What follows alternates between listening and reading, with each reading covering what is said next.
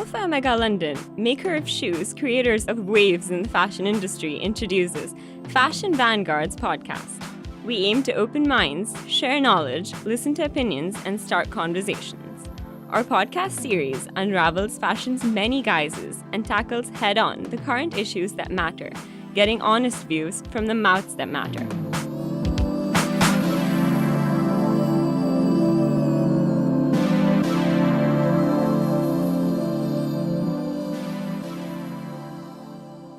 In this series, we'll be exploring how blockchain can impact the world of fashion by aiding transparency in supply chain, amongst other things. Blockchain technology is the new thing. Everyone is talking about it. Let's try and understand.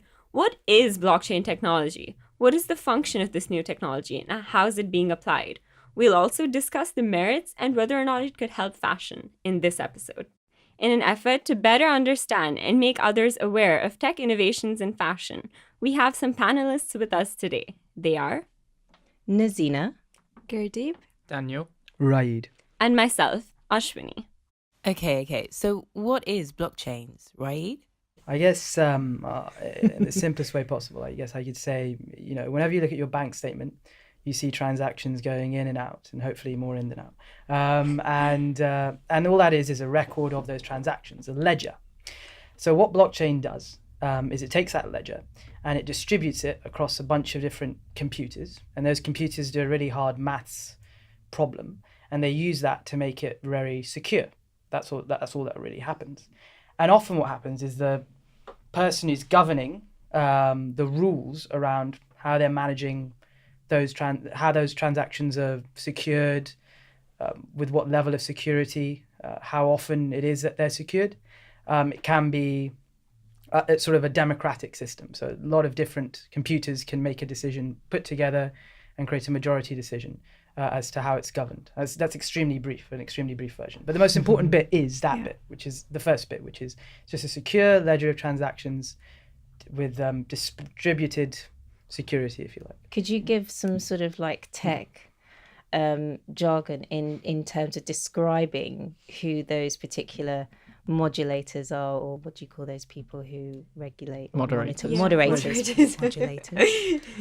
So governance for blockchains has traditionally been decentralized. That is to say that there's a sort of, if you like, a constitution. And then you have it's sort of set in stone, and only if 51% or more, so we're going to cover this in the next episode, of late the view has been maybe we shouldn't have this sort of democratic method. Instead, there should be a central administrator, and they control the rules surrounding how those transactions are verified, how they're secured. That sort of thing. Yeah. But doesn't that sort of beat the purpose? If it's decentralized and you're re-centralizing it almost? Exactly. That's probably that's one of my biggest bugbears with blockchain technology. You hit the mark right there. It's a big issue, but you get a lot. I'm not going to sound very aggravated, but there are a lot of C-suite level lemmings who don't realize this, and they just go along with it. They don't want to relinquish control, but you got to realize that unless you relinquish control, you're defeating the point. And by the way, the good thing about relinquishing control is that you remove a central point of weakness, and that is to say a central point that can be hacked. So when you distribute it, then it's much harder for someone to hack you. It's possible, but it's much harder.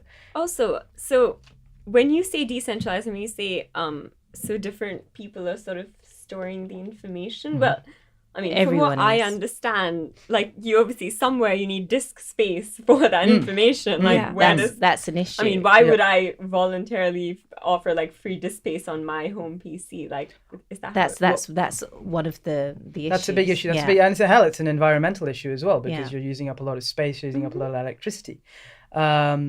So Bitcoin had a neat way of solving that issue, of incentivizing people to undergo that storage process, to undergo because then that they're running process. it and they might actually get. They're running it and they get a reward, or they Uh-huh. get a chance of getting a reward. Are they called miners? Miners, that's the one. That's it. Yeah. So miners are those that are the Moderators. moderators. Moderators, yeah, they are. But of course, with Bitcoin, for example, just there are so many that can't really make many changes. It's pretty it's set in stone, the rules.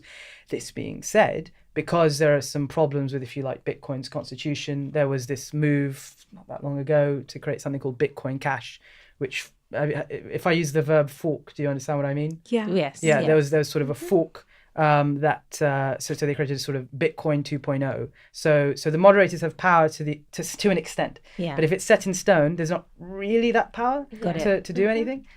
So sometimes you have to take drastic action and create something new. So what does that mean for something that's not Bitcoin? So, well, I mean, it depends. I mean, it depends on, say, in the fashion context, what ASOS, to use a really popular example, or whoever, would want from their blockchain. They might want to have that centralized control. I suspect they would, because they're a big company and they tend to like to have lots of control. You can't really blame them. Then they'll have full control, and hopefully they wouldn't be hacked. Daniel, do you have any additional thoughts or ways of providing much more understanding to what blockchain I think Rahid has done a pretty good job of from where I sit. I think blockchain is it's that thing that's trying to discover who it is. It doesn't quite know where it could be used exactly. Bitcoin is the popularized version of how blockchain can be used. And last year I wrote an article about how cryptocurrency there was this thing going around about how cryptocurrency could solve development issues. Yeah. I don't think it can. I wrote that in the article, but I said it would be a good step to understanding how we can look at these issues. So I think, like that, blockchain has like its uses, and you just, like Gurdeep said, you have to try, because if you don't try, you don't know. And if you fail, then you'll learn something about that from that failure that will help you proceed. So from where I sit, I think blockchain is useful for a lot of things. I think sustainability has a lot to learn from blockchain. And I think if blockchain is to do well in the fashion world and the sustainability world, it's to be adopted by the few and distributed amongst the many. Where are some places that blockchain's already been applied successfully, where it's already had a significant impact, if there is anything? Is it like finance? I think banking is definitely banking's big on it. There's a lot of big banks that have created their own little versions of blockchain, testing them out. The most obvious thing that they've done is they made a little consortium, and they thought about maybe using blockchain for interbank transfers, and that's a cheap and easy way of doing it potentially. That's probably the biggest one of the corporate versions. Obviously, the one everyone's heard of is Bitcoin. Using it for transferring money is a big one. Then there are some more niche ones which you hear about a little bit, like Chromaway is a company I admire. They do land registration. Yeah. So it's a nice little boring topic. So title registration, exactly. Yeah. So Sweden, so the Swedish Land Registry is doing a trial with them. There's a government in India, state government, I believe, possibly Hyderabad. I'm not sure. Hyderabad's a city, but yeah. No, Hyderabad's the whole. You know what I mean? No, I don't. I'm a terrible Indian. What state is Hyderabad in? Well, right now it's in Telangana, I think. I mean, Andhra Pradesh got split into two. I think it's in Telangana now. So. Okay, there you go. So see, I knew it was uncertain. I'm assuming it's. I knew that one. No. I think it's them, but I could be completely wrong. So maybe edit this out. There is a state in India that's undergoing a trial. There's movement in that respect as well. I don't know too much about the fashion industry. I haven't heard too much from them. We've got some examples. We've got Martin Jaglard and their I guess partnership with Providence. That's right. Yeah. Oh yeah, they were at, I think, Copenhagen last year. Yeah. Supply chain's big. Yeah. You've got other examples as well that it could possibly be applied to in terms of industries such as healthcare and hedge funds. Voting is a good one. A bit of transparency, but a bit of blockchain. A lot of pitfalls to that though. Well, it would help, the state of the voting system at the moment is crippled. So, well, that's what I believe. Publishing, music publishing as well. Mm-hmm. Understanding the full rights and having full transparency in who owns, creative materials, etc. You've got car leasing, cloud storage and computing, insurance. We've mentioned real estate. I mean, there are just many applications that this process, this innovative process, could be applied to. What I do love about your article, Daniel, is that you refer to blockchains almost as a sort of an anarchist. It has this sort of anarchist approach, particularly to banking, and it really does, because it kind of the control and the power is drawn to the end user. It's given to the end user to make choice for the better. Particularly in retail, I know that Open Bazaar is quite a good example, because what it does is it gets rid of the middleman. As you know, that's quite a common feature in blockchain. It gets rid of the intermediary, and it connects the supplier with the end user. So that could do away with the Amazons, where you've obviously got a marketplace, and there are various others as well, where obviously, the sort of middle intermediary is just done away with, which could completely revolutionize a lot of industry, sort of processes and business models, etc. So there's huge scope, and obviously, as you were saying, Daniel, it doesn't just stop with blockchains. I think it's where it begins. This is where this whole process begins.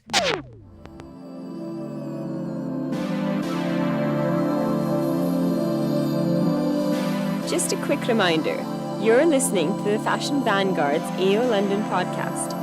Please subscribe on whatever platform you're listening on, give us a review, and carry on the protest. Enjoy the rest of the podcast.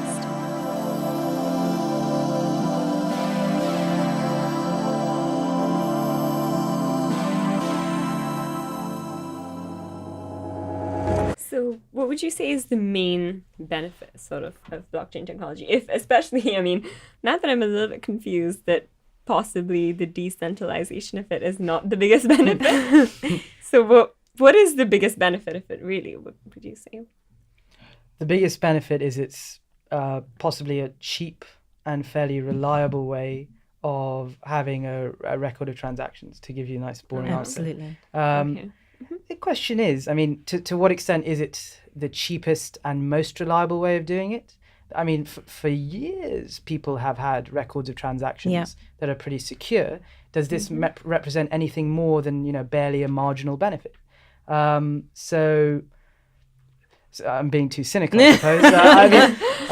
I think there is merit to it. If you can prove it's a cheap way of doing it, if you can prove it's a reliable way of doing it, and maybe a secure way of doing it through decentralization, or through a centralized but secure portal. And by the way, if it's centralized, it's never really secure.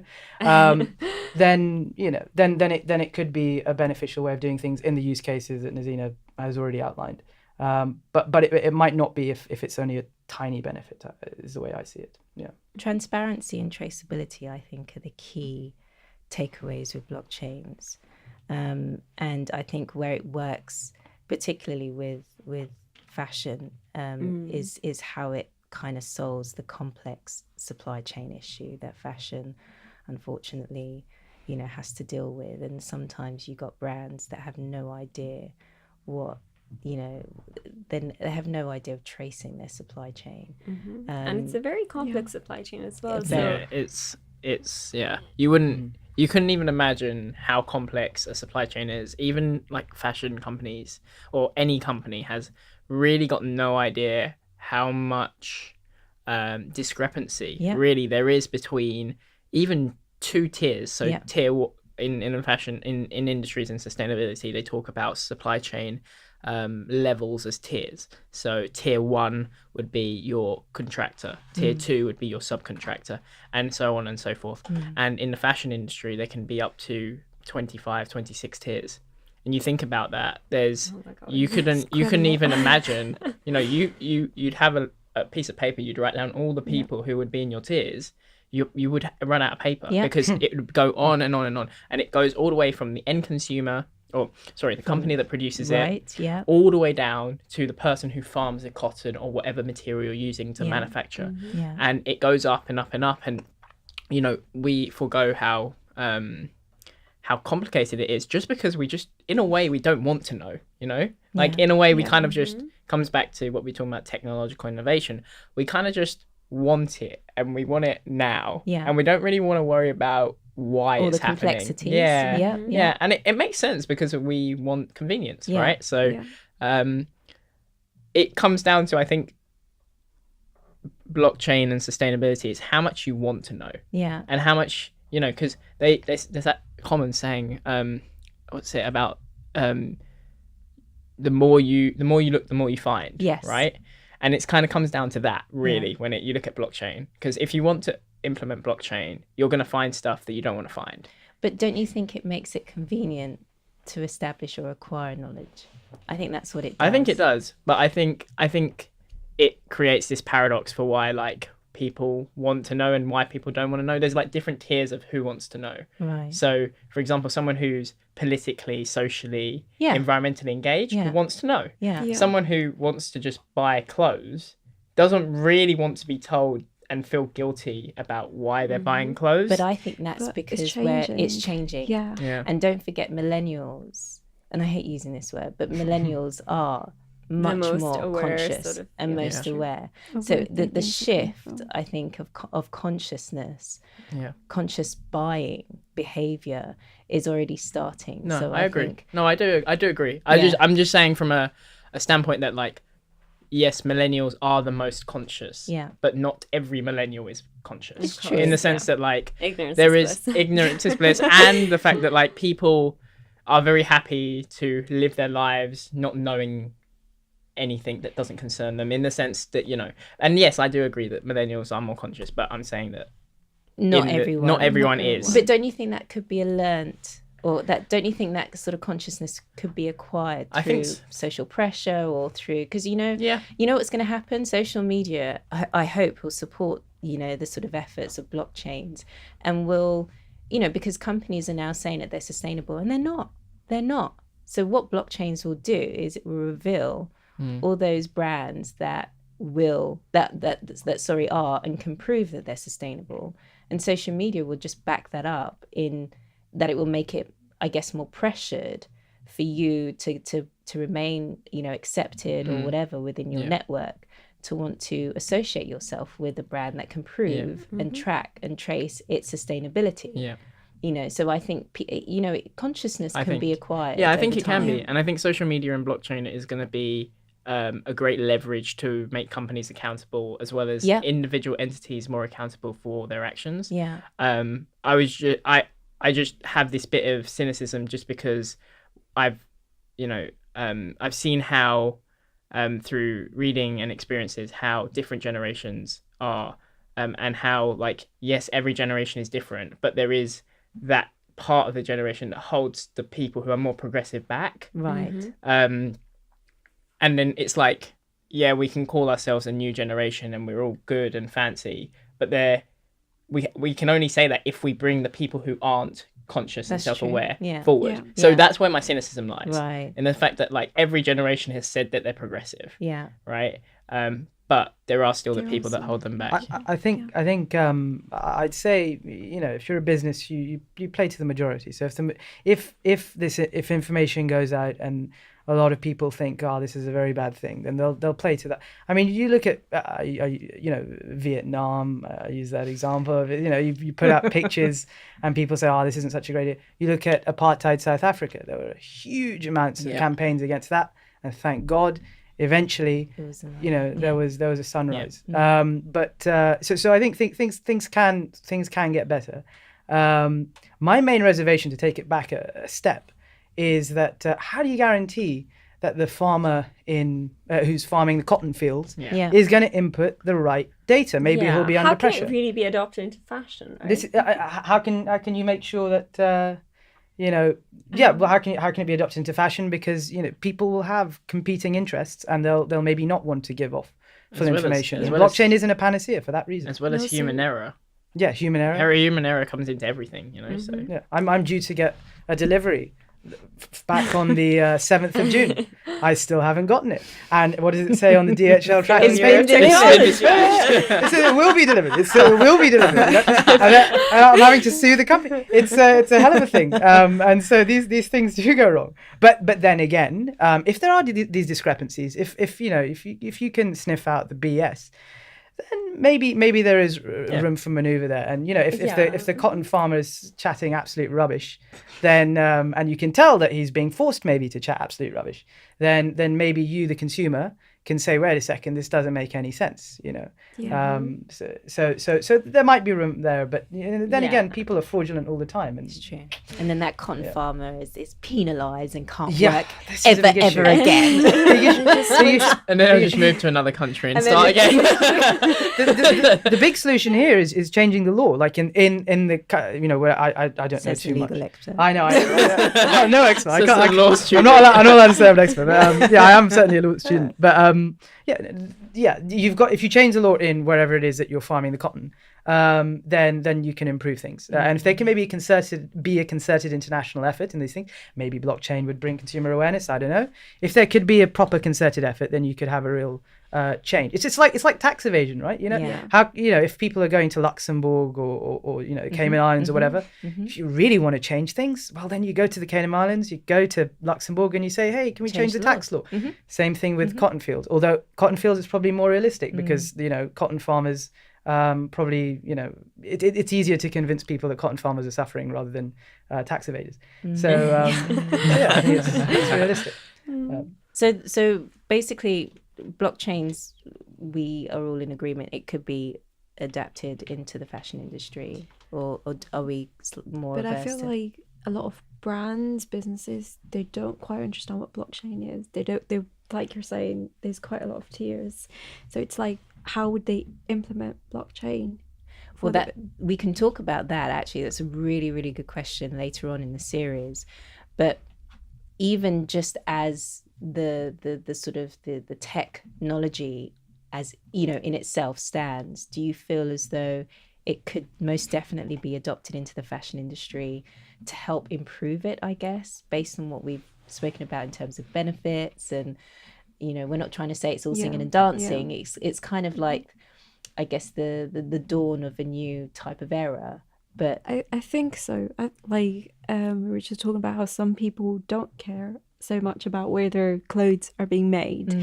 But I feel like brands should put it out there regardless, because it does speak a lot about the brand and whether they care about human rights in other parts of the world. Right. So despite whether some people care or not, I think it should be there as part of creating a better world for the future and future generations. I think it really, first of all, I think it's going to take time. And I think it actually depends on other types of technology and things like social media as well. Like you said in the first episode, right?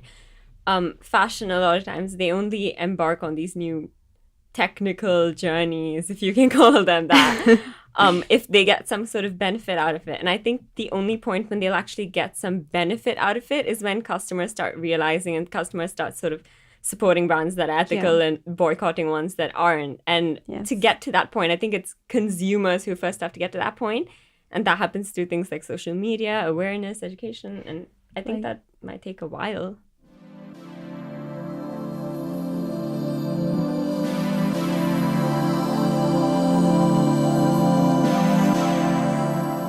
In conclusion, fashion is to some degree behind the curve of tech innovation in comparison to other industries. In light of the issue fashion needs to address the most right now, which is sustainability, will blockchain be an antidote?